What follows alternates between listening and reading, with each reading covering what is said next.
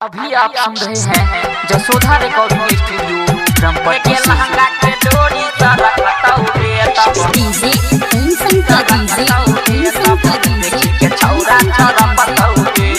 अभी आप सुन रहे हैं यही चौक से अजय भूल की प्रस्तुति के छौरा छौरा पटाउरे। हे गे एला तू नाचे उमर चौकाचे सुन लेना गे। हे गे एला तू नाचे उमर चौकाचे नहीं तो ई पब्लिक भड़कतौगे आ लहंगा के डोरी सरकतौगे तब देखी के छौरा छरपतौगे। हे गे लहंगा के डोरी सरकतौगे तब देखी के छौरा छरपतौगे। देखी के छौरा छौरा पटाउरे। के लहंगा के डोरी सारा कटाउरे तब डीजे के छौरा छौरा पटाउरे।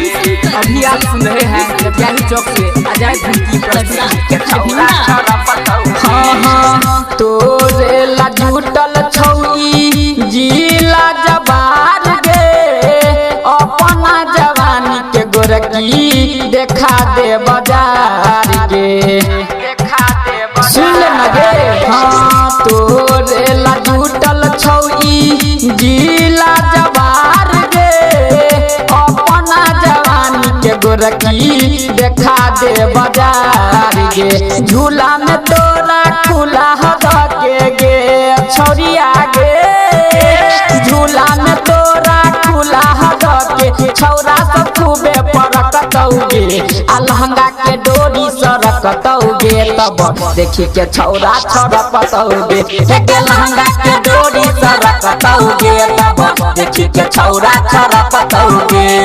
देखी के छौरा छौरा पटाउरे। के लहंगा के डोरी सारा कटाउरे तब देखी के छौरा छौरा पटाउरे। अभी आप सुन रहे हैं यही चौक से अजय भूल की प्रस्तुति के छौरा छौरा पटाउरे। हाँ हाँ कम सिंह जवानी तोहर 16 के उमर गे डीजे के बेस पछौरी हिला ले कमर गे।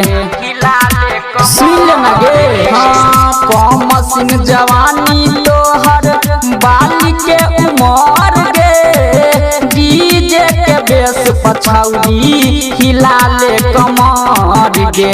राइटर सोती लाल कहै छौगे छौरिया गे। गायक अजय अकेला कहै छौ सीना तोहर धड़कतौगे आ लहंगा के डोरी सरकतौगे तब देखी के छौरा छरपतौगे। हे गे लहंगा के डोरी सरकतौगे तब देखी के छौरा छरपतौगे। बैठ के रहिया गे।